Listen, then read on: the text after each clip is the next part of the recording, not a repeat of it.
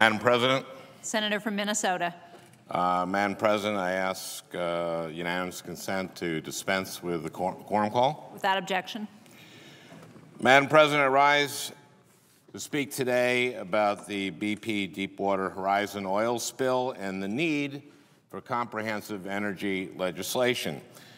We just defeated a resolution that was an attempt to take our country backwards in our energy policy at a time when moving forward could not be more critical. We're in the midst of the worst environmental catastrophe in our nation's history. This oil spill is a tragedy. It's a tragedy for our environment and our wildlife, which is dying in a coat of crude. It's a tragedy for the people of the Gulf, whose land and livelihood has been destroyed and threatened. It's a tragedy for the workers on that oil rig who were killed or injured, and for their families. My constituents are furious, and so am I. I've gotten over 5,000 calls and letters from Minnesotans demanding action and accountability for this disaster.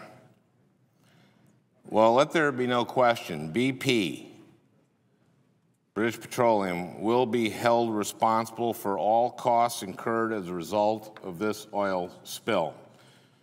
The company had no viable plan in place to deal with a spill of this magnitude.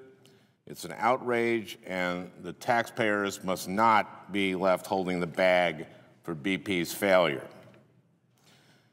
But some losses can never be recovered. Fragile ocean and coastal ecosystems have suffered irreparable harm, with massive losses of birds and fish and damages to wetlands that provide a critical buffer against Gulf hurricanes.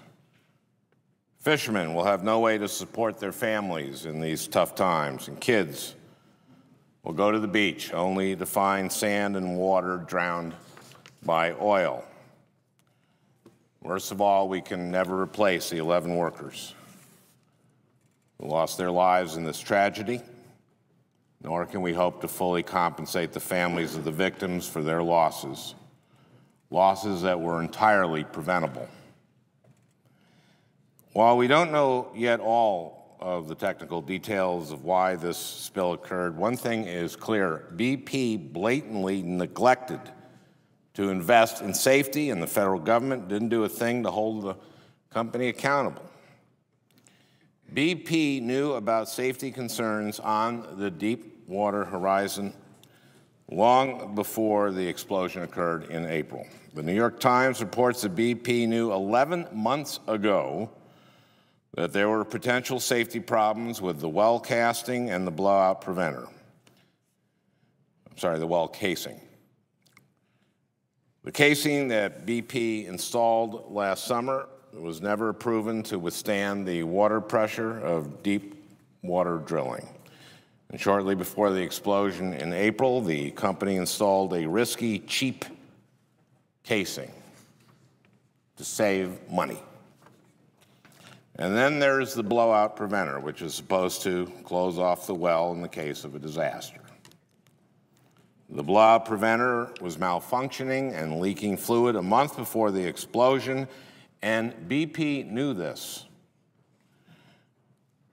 But BP chose profits over safety.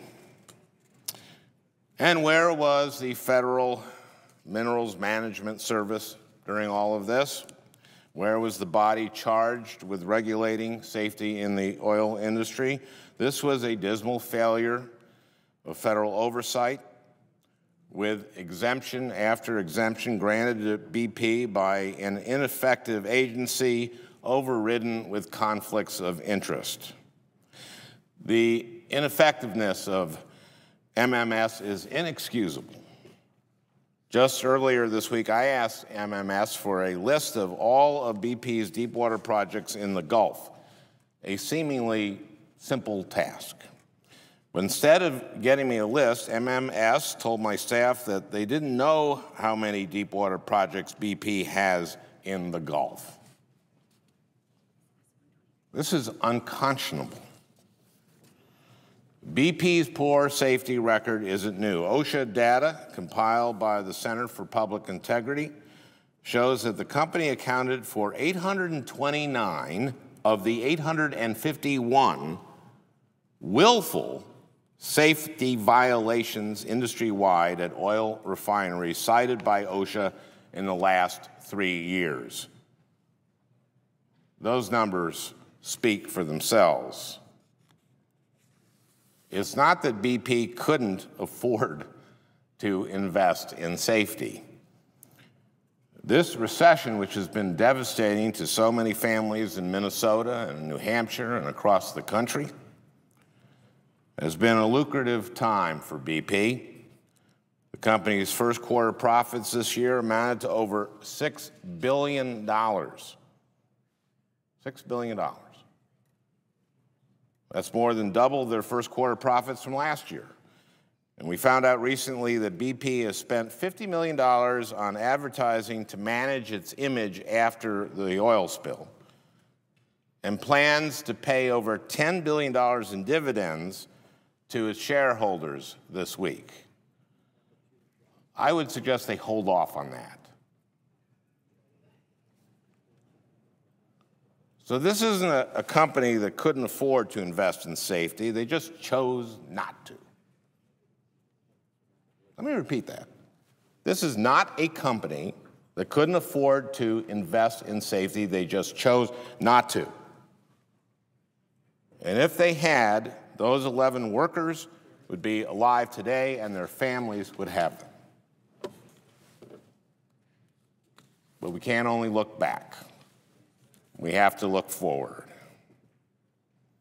If there was a moment in our history when it's become obvious that we can't drill ourselves to energy independence, it's now. We're not just talking about caring for the environment or worker safety. This spill is a call to action to secure the future of our country. It's time to kick our addiction to oil. We need to face our energy challenge head on and enact bold, comprehensive energy and climate legislation, and we need to do it now. We know it can be done. Minnesota is a national leader in renewable energy policies. My state produces 9.4% of its electricity from wind power, the second highest in the country. We are well on our way to meeting our state renewable energy standard of 25% renewable energy by 2025. And we have passed a law to increase our ethanol blend to 20% starting in 2013. Minnesota shows us what is possible as a country. Now, there are still members of this body who argue that comprehensive energy and climate legislation can wait, that we can continue with business as usual. Well, that argument simply doesn't hold. What will it take? What will it take beyond the biggest oil spill in our country's history to convince skeptics that it's time to wean our country off of oil? How many more oil spills will it take? Today, we face a choice. We can choose not to enact comprehensive legislation that puts a price on carbon and watch as the clean energy jobs and innovation of the 21st century go overseas to China and Japan and India and South Korea and Germany, you name it. Because those countries definitely aren't waiting to act. China is now the largest manufacturer of wind turbines and solar panels in the world. It's adding 100,000 new clean energy jobs every year. Those are jobs that should be here in America. Our other choice is to spur American innovation and create jobs to build a new economy based on clean energy. I can guarantee you that you're never going to see a 60-day ethanol spill. threaten the livelihood of shrimpers and oystermen and fishermen. And you're never going to see a wind turbine blow up and pollute the ocean and threaten all manner of wildlife in the coastline of America or kill 11 men. So the choice is obvious to me, and it's obvious to the rest of the world too. Earlier this week, I was in a meeting and I heard a story about German Chancellor Angela Merkel. When someone asked the Chancellor about encouraging U.S. companies to support a price on carbon, she said, "No, I don't want to do that. I don't want to wake the sleeping economic giant that is the United States." She and the rest of the world know that if we don't put a price on greenhouse gas emissions, America stands to lose. We stand to lose our jobs to other countries, and we stand to lose the essence of what has made America great all throughout our history, our ability to innovate, to create, to solve the world's problems through new technologies that make the world a better place to live. Well, we just can't let that happen. It's not going to be easy to transition away from oil. But running away from challenges has never been the American way. The American way is to face our problems and to innovate ourselves out of them. That's what has made us the global economic leader. So now is our time to lead again. If we don't act on comprehensive energy and climate legislation, even after this catastrophe in the Gulf, our children and our grandchildren are going to look back on this and on us with complete bewilderment. What were they waiting for?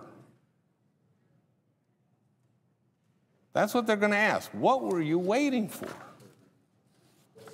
This moment and this oil spill remind me of the fable of the man stuck on the roof during a flood. Someone comes up to him with a ladder as the waters rise, but he waves them away. He said, no, go save others. I know God will save me. The water gets higher, and a man in a rescue boat comes along to help him. No, he said, no, that's fine, God will save me. Then a helicopter comes. The man yells up, no, leave me. God will save me. Finally, the waters rise to the roof, and the man drowns. In heaven, he asks God, why didn't you save me? And God says, what do you mean? I sent you a ladder, a boat, and a helicopter. What else does it take? Right now, the United States is the man on the roof, waiting as our energy problems get worse and opportunities pass us by one. Well, I am not willing to let that happen. In the coming months, we in this great body are going to have to work together, make compromises, and craft a long-term energy and climate policy that serves our country for the betterment of future generations. I want to be able to look my grandchildren in the eye.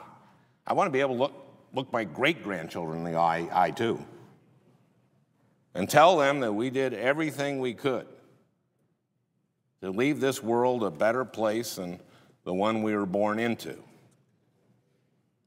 The stakes are too high not to act, and not to act now. And let's work to craft a comprehensive energy policy. Thank you, Madam President, and I yield the floor and suggest the absence of a quorum.